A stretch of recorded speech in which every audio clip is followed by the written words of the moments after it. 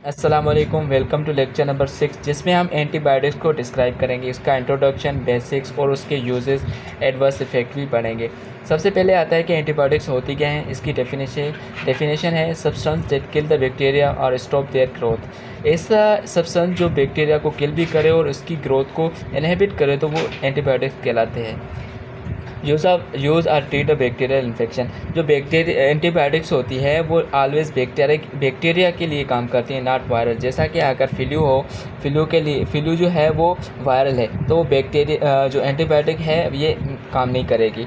और अगर डेंगू है तो इसमें भी काम नहीं करेगी एंटीबायोटिक्स, जैसा कि ये वायरल है। और अगर बात की जाए तो बैक्टीरिया की जो एंटीबायोटिक्स हैं वो दो टाइप्स हैं, बैक्टीरियोसिडल और बैक्टीरियोस्टैटिक। बैक्टीरियोसिडल यानी कि जो बैक्टीरिया को किल कर देती हैं एंटीबायोटिक्स और reduce the number of bacteria. और बैक्टीरियोस्टैटिक की बात की जाए तो ये जो होती है inhibit the growth of multiplication of bacteria की जो मल्टीप्लिकेशन या ग्रोथ हो रही है उसको इनहिबिट कर देती है, जिसमें एग्जांपल आती है एजिथ्रोमाइसिन, डॉक्सीसाइक्लिन। ऐसी ड्रग्स हैं, ऐसी एंटीबायोटिक्स हैं जो बैक्टीरिया की ग्रोथ को इनहिबिट कर देती हैं और इससे keep the bacteria from growing, और बैक्टीरिया ग्रोइंग से रुक जाता है। फिर क्या होता है कि होस्ट इम्यून सिस्टम है। एंटीबायोटिक्स टू टाइप्स में दी जाती हैं, ब्रॉड, नैरो स्पेक्ट्रम। अगर ब्रॉड स्पेक्ट्रम की बात की जाए तो ये active against a wide range of bacteria, ये बहुत सारे बैक्टीरिया के लिए यूज़ की जाती है जो ब्रॉड स्पेक्ट्रम होती है। इससे हम एम्पेरिकल थेरेपी भी बोलते हैं जैसा कि सिप्रोफ्लॉक्सिन, डॉक्सीसाइक्लिन।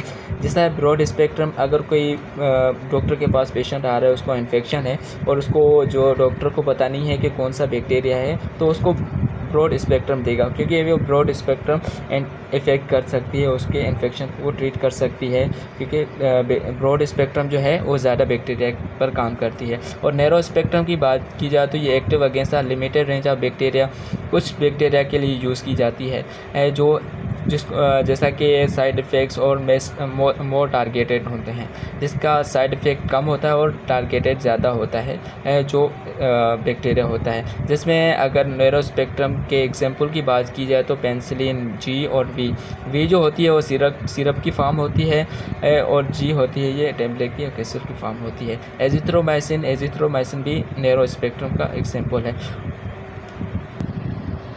अगर क्लासिफिकेशन की बात की जाए एंटीबायोटिक्स की क्लासिफिकेशन की तो 5 टाइप्स में क्लासिफिकेशन की गई है, जैसा कि बी लैक्टेम्स, मैक्रोलाइड्स, टेट्रासाइक्लिन, अमाइनोग्लाइकोसाइड्स और फ्लोरोक्विनोलोन्स। जैसा कि बी लैक्टेम जो होती है एंटीबायोटिक्स, ये सेल वाल को डिस्ट्रॉय कर देती हैं, जिसकी एग्जांपल्स हैं पेनिसिलिन और सेफिक्साइम। और ये जो एंटीबायोटिक्स हैं ये स्किन इन्फेक्शन और डेंटल इन्फेक्शन पर काम करती हैं। जैसा कि मैक्रोलाइड्स जो होती हैं उसकी एग्जांपल है एजिथ्रोमाइसिन जो मैक्रोलाइड्स होती हैं वो जो बैक्टीरिया है उसके प्रोटीन को इनहिबिट कर देती हैं। जैसा कि टेट्रासाइक्लिन भी वही काम करती है, प्रोटीन को इनहिबिट कर देती है, और अमाइनोग्लाइकोसाइड्स भी वही प्रोटीन को इनहिबिट कर देती है, प्लस जो बैक्टीरिया है उसको किल भी कर देती है। डॉक्सीसाइक्लिन एग्जांपल है टेट्रासाइक्लिन की, और जेंटामाइसिन जो है अमाइनोग्लाइकोसाइड्स की एग्जांपल है। अगर फ्लोरोक्विनोलोन्स की बात की जाए तो इसकी एग्जांपल है सिप्रोफ्लॉक्सिन, जैसा कि ये जो बैक्टीरिया का डीएनए या आरएनए है उसको डिस्ट्रॉय कर देती है सिप्रोफ्लॉक्सिन। अगर जिसके कॉमन एग्जांपल है एंटीबायोटिक्स के, जैसा कि पेनिसिलिन, बीटा लैक्टेम्स इनहिबिट कर देती है, ये बीटा लैक्टेम है। जैसा बीटा लैक्टेम का मतलब है कि सेल वाल को इनहिबिट कर देती है। ये जिसके एक्टिव होती है ग्राम पॉजिटिव और ग्राम नेगेटिव बैक्टीरिया के लिए।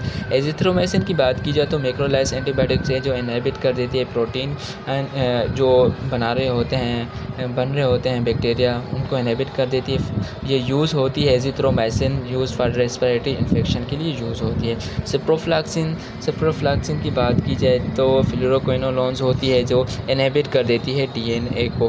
ब्रॉड स्पेक्ट्रम होती है यानी कि बहुत जो है बैक्टीरिया के लिए काम करती है, ग्राम पॉजिटिव, सम मोर बैक्टीरियाज। एंटीबायोटिक यूज़ और इसके एंटीबायोटिक्स के यूज़ और इसके एडवर्स इफेक्ट की बात की जाए तो यूजेस जैसा कि आरटीआई यानी कि रेस्पिरेटरी ट्रैक्ट इन्फेक्शन पर जो एंटीबायोटिक्स यूज़ करते हैं, जिससे हम एडवर्स इफेक्ट हो सकता है, एलर्जी हो सकती है, रैशेस, इचिंग, एलर्जी, एन्फालोलाइसिस, है ना। जैसा कि अगर यूटीआई की बात की जाए तो यूरिनरी ट्रैक इन्फेक्शन पर जो एंटीबायोटिक्स यूज़ करते हैं उससे डायरिया हो सकता है। डायरिया इस वजह से होगा कि हम यूटीआई पर जो एंटीबायोटिक्स यूज़ करेंगे वहाँ पर कुछ ऐसे बैक्टीरिया होते हैं जो हमारे काम के होते हैं, वो भी डिस्ट्रॉय हो जाएंगे, वो भी मर जाएंगे, उसकी वजह से डायरिया होता है।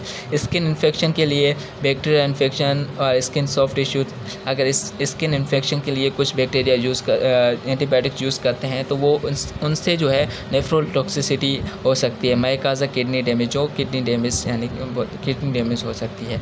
सर्जिकल प्रोफाइलाइसिस, सर्जिकल प्रोफाइलाइसिस यानी कि जब कोई डॉक्टर सर्जरी कर रहा होता है उसी पेशेंट को एंटीबायोटिक्स पहले ही दे देता है कि जब सर्जरी के बाद उसको जो है इन्फेक्शन ना हो। Prevention of post operation infection, जिससे क्या हो सकता है ऑटोटॉक्सिसिटी, यानी कि जो हमारे एयर है उस पर इफ़ेक्ट हो सकता है, एडवर्स इफ़ेक्ट हो सकता है, जिससे हमारी हेयरिंग या हमारा बैलेंस, बॉडी बैलेंस भी इफ़ेक्ट हो सकता है।